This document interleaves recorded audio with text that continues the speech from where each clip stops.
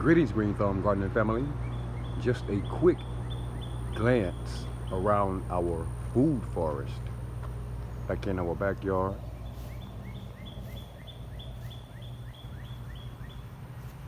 This is our vineyard back in our backyard food forest. And as you guys can see, our purple muscadine grapevines, our bronze muscadine grapevines, and also our Concord grapevines are indeed loaded up this year back here in our backyard food forest. Next up, Berry Boulevard, right next to the vineyard in our backyard food forest, where we're growing ever-bearing raspberries. And these plants too are also in the process of loading up for us back here in our backyard food forest. Our third to flower banana plant back here in our backyard food forest. It is indeed looking well. Queen Annie's Place, where we're currently growing Better Boy tomatoes and cherry tomatoes back here in my mom's planter. Here on Harvest Hill we have this first bed where we're growing Grenex PRR yellow hybrid onions. They are looking well. This next planter we're growing Chinese ginger. It's looking well. Our first to flower banana plant, and those bananas are indeed looking well for us back here in our backyard food forest. Next up, our bed with our pine cone shampoo ginger, which is just beginning to show its face back here in our backyard food forest. Another bed with some Chinese ginger. Here we have behind our high tonal greenhouse a total of 4 pineapple sage plants back here. In this middle planter here at Sweet Baby Red, we're growing our butterfly ginger.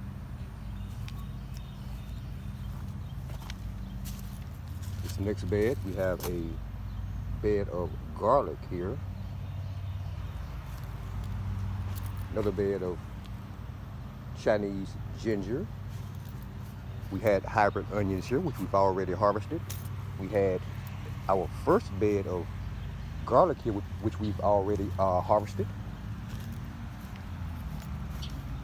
Here on Easley Island, most of you guys are already familiar with what we're growing here on Easley Island. For those of you who are just joining our channel and you're not, we are growing crimson sweet watermelons here on Easley Island.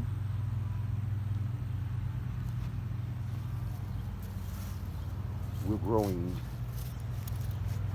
yellow miniature sweet bell peppers. They're looking well. We're growing red miniature sweet bell peppers in this row, just beginning to put on flowers and set fruit. Here we're growing purple sugarcane on Easley Island. Next up, Pineapple Place, where we're currently growing a total of about 8 Del Monte pineapple plants back here. They're just beginning to take off for us and grow well back here at Pineapple Place. Next up, Lead Farmer 73's banana plant, which finally flowered for us.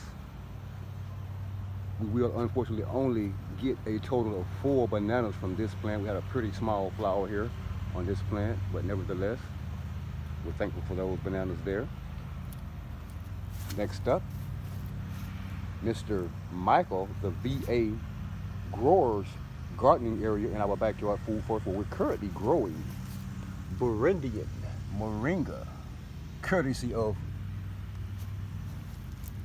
the VA grower, Mr. Michael, my brother. I totally appreciate you. Just recently got these seeds in the ground, and as you can see, they're doing well back in our backyard food forest. Our fourth to flower banana plant back in our backyard food forest. You guys see that thing right there in the middle? That's another flower back here. And we bring you guys some updates on that here in the very near future. Next up, Little Creek Homestead, where we're currently growing red Reuben basil. Currently growing cantaloupes.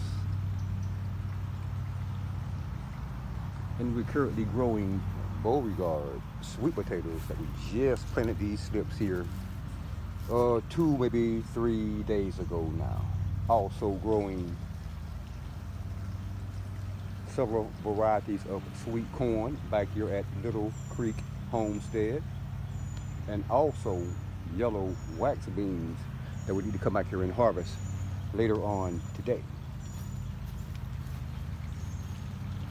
Over at Bumblebee Junction, we're growing Better Boy tomatoes. These are some Better Boy tomato cuttings that we harvested from our Better Boy tomatoes over at Queen Annie's place. We rooted those cuttings, popped them in the ground, and they're doing quite well here at Bumblebee Junction in our backyard food forest. Also growing, if you guys can see those, the sun is kind of at a disadvantage point for me now, but we're currently growing chocolate peppers here at Bumblebee Junction as well. We need to get out here and water these things before the sun gets up too high in the sky. Here at Farmer G's planter. Farmer G always does well with whatever we plant in his planter back here, but take a look at this, guys. Bam! Farmer G is currently growing Oklahoman purple sweet potatoes in his planter. He usually grows sweet potatoes at least once every year here in his planter during the grow season. They are indeed looking fantastically well, and believe it or not, we just planted these slips in here 2 weeks ago. And these things are growing like mad back here in Farmer G's planter. Next up, the red shed that we haven't brought you guys an update on in forever and a day, where we're currently growing Georgia Jet sweet potatoes. And take a look at these, guys. Bam! You guys recall from the first video on these Georgia Jet sweet potatoes, we told you guys we grew these potatoes, plants here from seed potatoes. We had small potatoes left over from our grow season last year.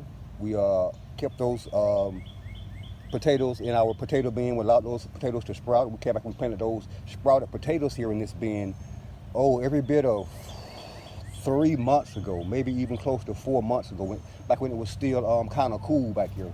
And they are indeed looking well. We're going to give these sweet potatoes at least another 4 months to grow back here before we harvest these Georgia Jet sweet potatoes here at the red shed at our backyard food forest. Next up, our Meyer lemon tree that was previously located in our front yard garden extended grow area.